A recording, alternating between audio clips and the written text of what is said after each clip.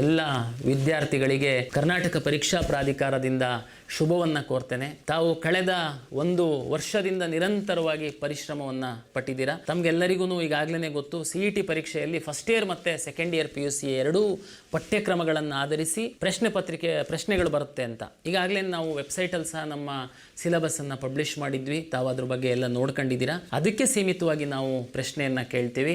ಯಾರು ಪರಿಶ್ರಮವನ್ನು ನಿರಂತರವಾಗಿ ಪಟ್ಟಿರ್ತೀರಾ ತಮಗೆಲ್ಲರಿಗೂ ಪರೀಕ್ಷೆ ಬರೆಯುವಂಥದ್ದಕ್ಕೆ ಶುಭವಾಗಲಿ ಅಂತೇಳಿ ನಾನು ಪ್ರಾಧಿಕಾರದ ವತಿಯಿಂದ ಕೋರ್ತಾ, ತಮಗೆಲ್ಲರಿಗೂ ಗೊತ್ತಿದೆ 4 ಸಬ್ಜೆಕ್ಟಿಗೆ ತಾವು ಪರೀಕ್ಷೆಯನ್ನು ಬರೀತೀರಾ. ಕೆಲವರು ಇಂಜಿನಿಯರಿಂಗಿಗೆ ಮಾತ್ರ ಹೋಗುವಂಥವ್ರು ಬಯಾಲಜಿಯನ್ನು ಬರೆಯಲ್ಲ. ಫಾರ್ಮ್ ಸೈನ್ಸ್ ರಿಲೇಟೆಡ್ ಕೆಲವೊಂದು ನರ್ಸಿಂಗು ಫಾರ್ಮ್ ಸೈನ್ಸಿಗೆ ರ್ಯಾಂಕ್ ಬೇಕು ಅಂತಂದವ್ರು ತಾವು ಬಯಾಲಜಿಯನ್ನು ಬರೀತೀರಾ. ಕೆಲವರು ನೀಟ್ ಎಕ್ಸಾಮ್ ಅನ್ನು ಬರೆದು ನಮ್ಮಿಂದನೇ ಸೀಟನ್ನು ಹಂಚಿಕೆ ಮಾಡ್ಕೊಳ್ತೀರಾ. ತಮಗೆ 4 ಸಬ್ಜೆಕ್ಟ್ ಇದೆ. ತಮಗೆಲ್ಲರಿಗೂ ಗೊತ್ತಿದೆ PUCದು 50% ಅಂಕಗಳು ಮತ್ತು CETಯ 50% ಅಂಕಗಳು ಆಧರಿಸಿ ನಾವು CET ರ್ಯಾಂಕ್ ಅನ್ನು ತಮಗೆ ಕೊಡ್ತೀವಿ. ಯಾವುದೋ ಒಂದು ಸಬ್ಜೆಕ್ಟಲ್ಲಿ ಸ್ವಲ್ಪ ಕಷ್ಟ ಆಗಿತ್ತು ಅಂತ ನೀವು ಡಿಮಾರಲೈಸ್ ಆಗಬಾರ್ದು, ಡಿಸ್ಕರೇಜ್ ಆಗಬಾರ್ದು.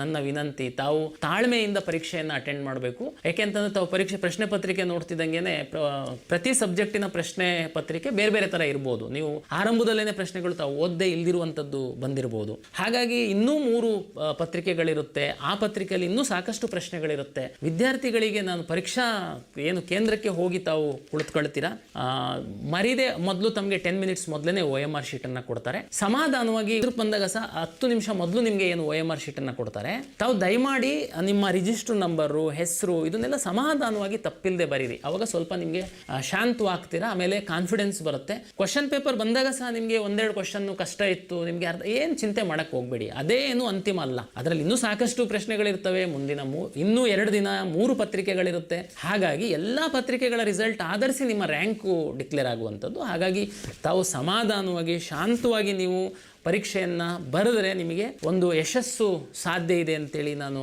ಹೇಳ್ತಾ, ಪರೀಕ್ಷೆ ನಂತರ ಸಹ ನಾವು ಸಾಕಷ್ಟು ಪಾರದರ್ಶಕತೆಗೆ ಒಂದಷ್ಟು ಕ್ರಮಗಳನ್ನು ನಾವು ಕೈಗೊಂಡಿದ್ದೀವಿ. ಆದ ತಕ್ಷಣ ಏನು ನಮ್ಮ ಕರ್ನಾಟಕ ಪರೀಕ್ಷಾ ಪ್ರಾಧಿಕಾರಕ್ಕೆ ನೀವು ಬರೆದಂಥ OMR ಶೀಟ್ ಬರುತ್ತೆ. ಪರೀಕ್ಷಾ ಕೇಂದ್ರವಾರು ಸ್ಕ್ಯಾನ್ ಮಾಡಿ ನಾವು ನಮ್ಮ ವೆಬ್ಸೈಟಲ್ಲಿ ನಿಮ್ಮ OMR ಶೀಟ್ಗಳನ್ನ ನಾವು ಅಪ್ಲೋಡ್ ಮಾಡ್ತೀವಿ. ಯಾವುದೇ ವಿದ್ಯಾರ್ಥಿಗಳಿಗೆ ಯಾವುದೇ ಅನುಮಾನದ ಅಗತ್ಯ ಇಲ್ಲ, ನೀವೇ ನೋಡ್ಕೊಳ್ಬೋದು. ಅದಾದಮೇಲೆ ನಾವು ಕೀ ಆನ್ಸರ್ ಬಿಡ್ತೀವಿ. ಮತ್ತು ತಮಗೆಲ್ಲರಿಗೂ ಗೊತ್ತಿದೆ, ನೀವು ಅಬ್ಜೆಕ್ಷನ್ಸ್ ಕೊಡ್ಬೋದು.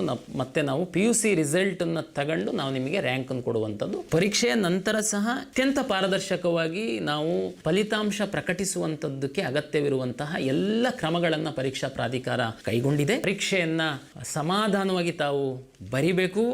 ಯಾವುದೇ ಗೊಂದಲಕ್ಕೆ ಎಡೆ ಮಾಡಿ ಕೊಡಬೇಡಿ.